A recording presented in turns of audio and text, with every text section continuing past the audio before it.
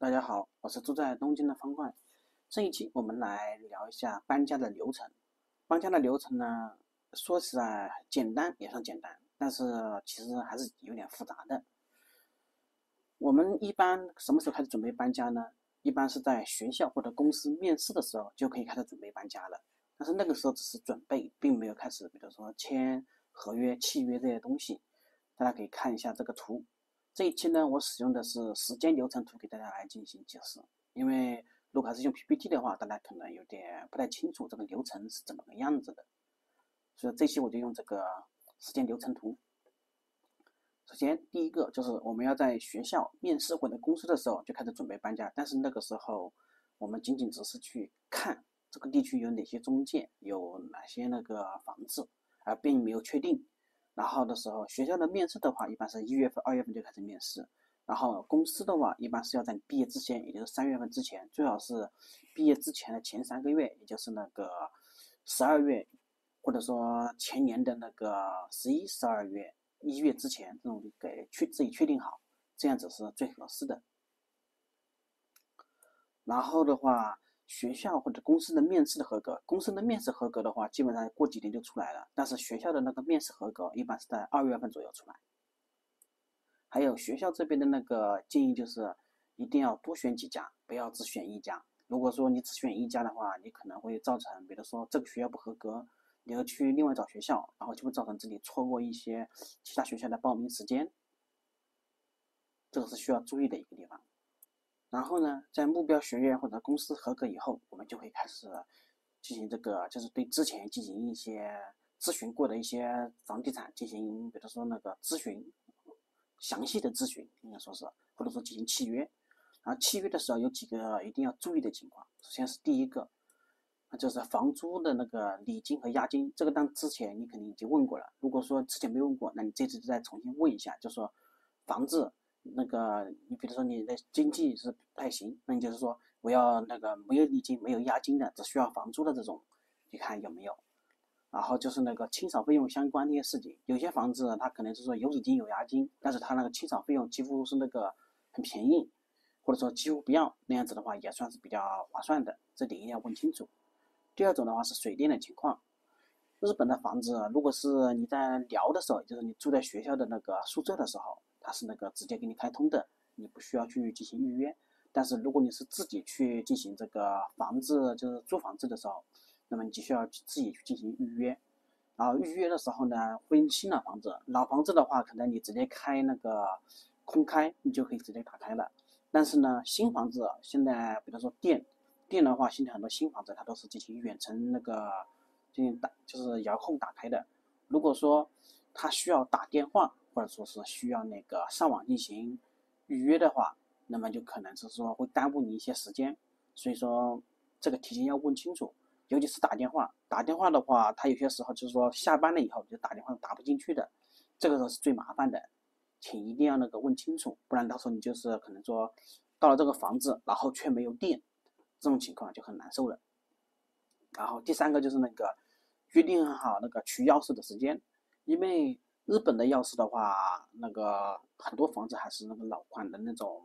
需要那个实体钥匙的那种房子，而不是新款的电子锁。所以说一定要跟那个中介约好取钥匙的时间，因为取钥匙一般是要去他们的那个合作店铺里面，或者说是他们自己的本地的那个分店支店里面。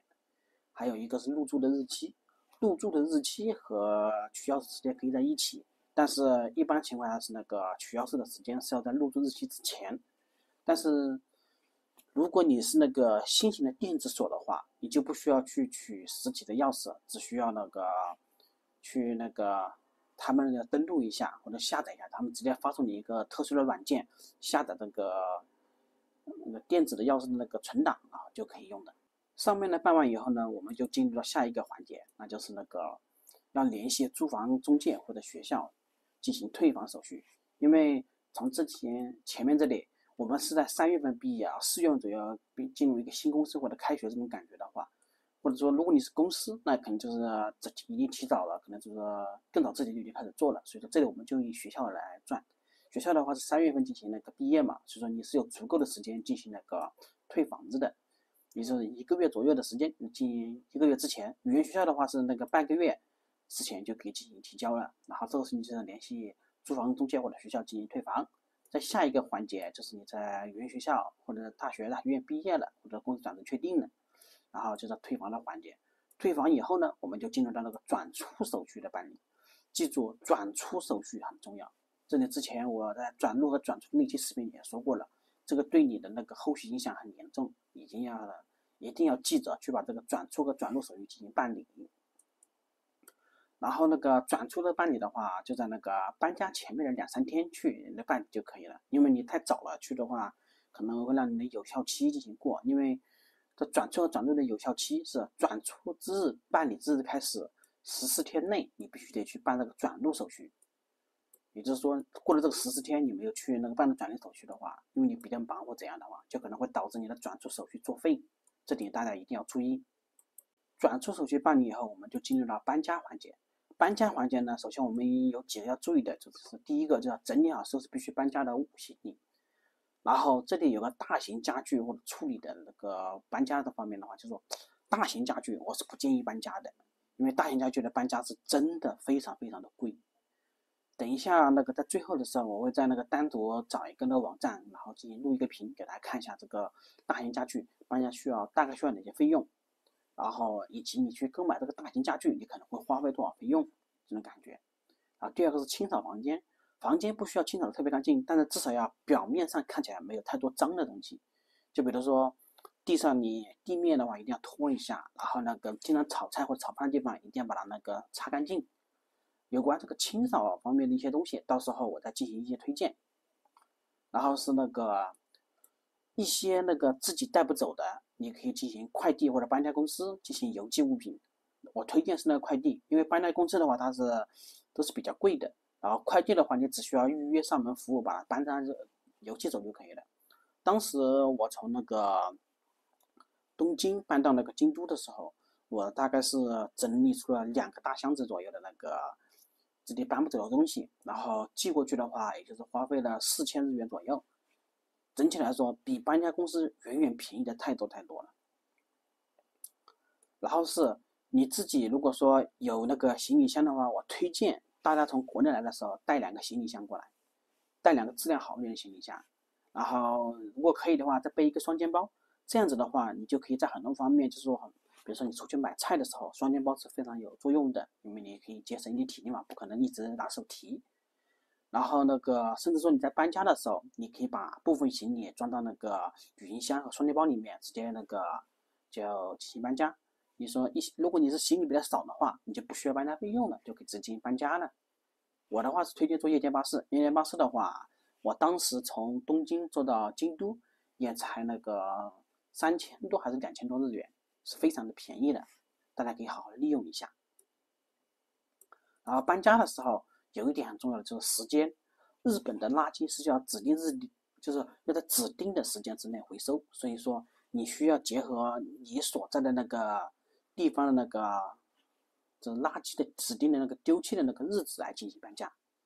怎么说呢？就好比说我的金属是那个这周的星期五就要进行处理，那么我必须在这周星期五之前把所有的金属给处理掉，然后下一周是那个一般垃圾，因为一般垃圾是最多的，在搬家的时候，所以说你要把这个一般垃圾要放在当天处理，也最好把那个你搬家的最后的日子定在一般垃圾的那一天。就比如说我这周是处理金属和纸壳，下周的周一是那个就是一般垃圾处理，那么我就把那个搬家的日子定在那个周一，然后搬家之前的一些各种各样处理就要从周一之前先把那个比如说金属、纸壳、瓶、罐类在那个上一周把它处理掉，然后下一周的周一我就单独只处理那个可燃垃圾、一般垃圾，把周一的时候把这些垃圾给直接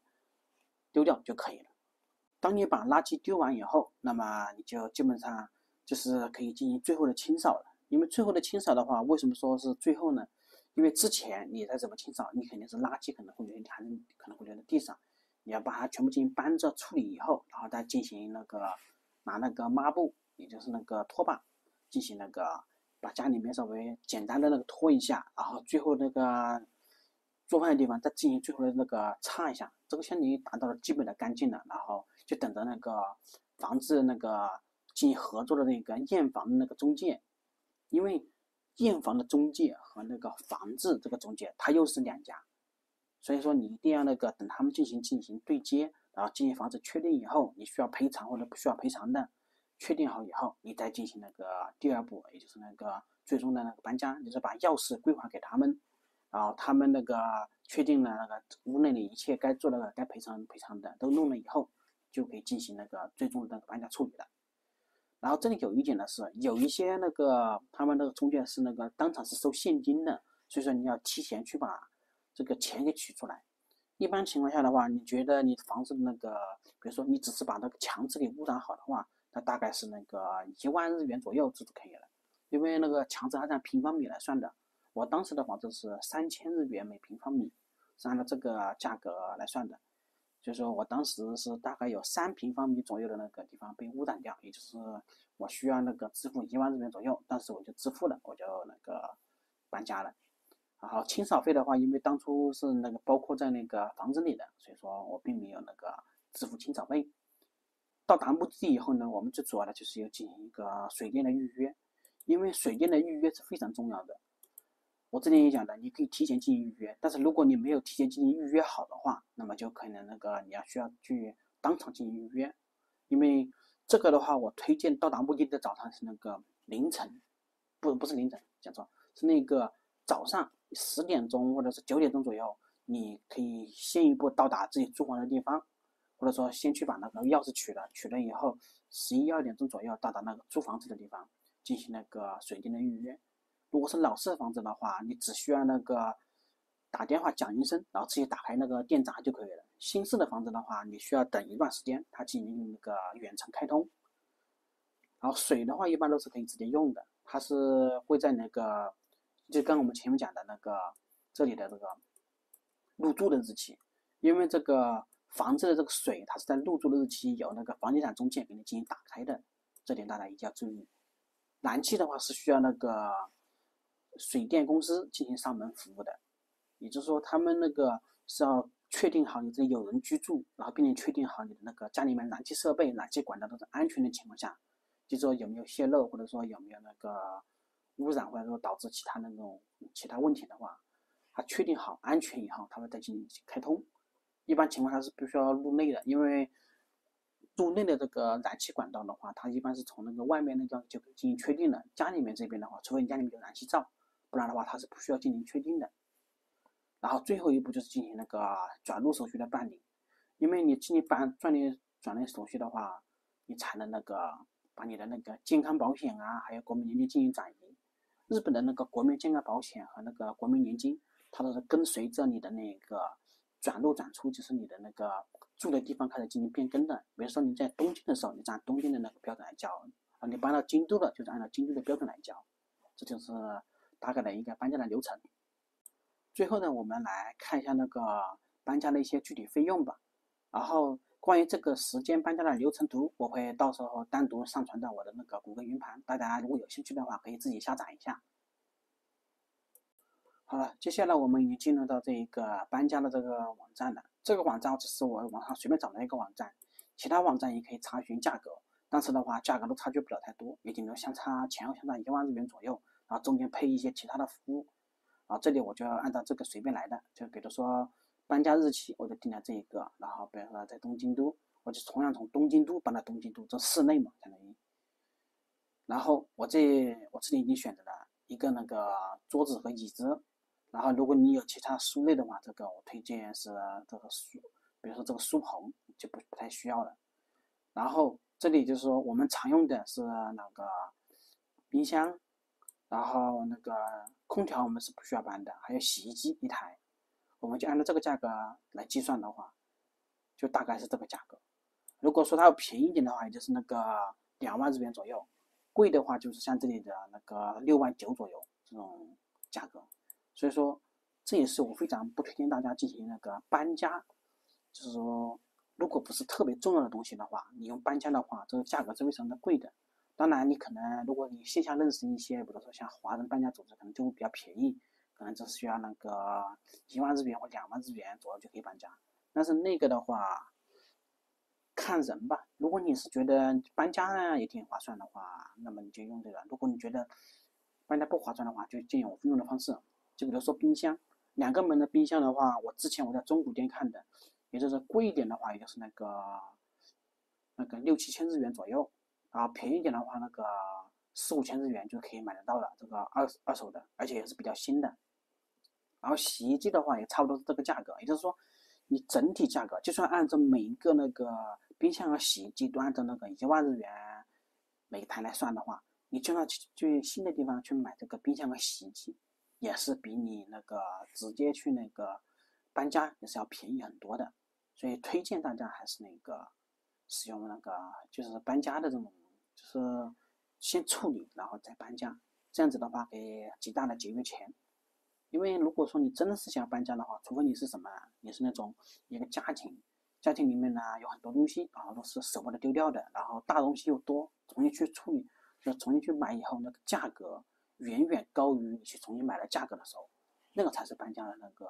最好的方式。就比如像这里所说的，然后那个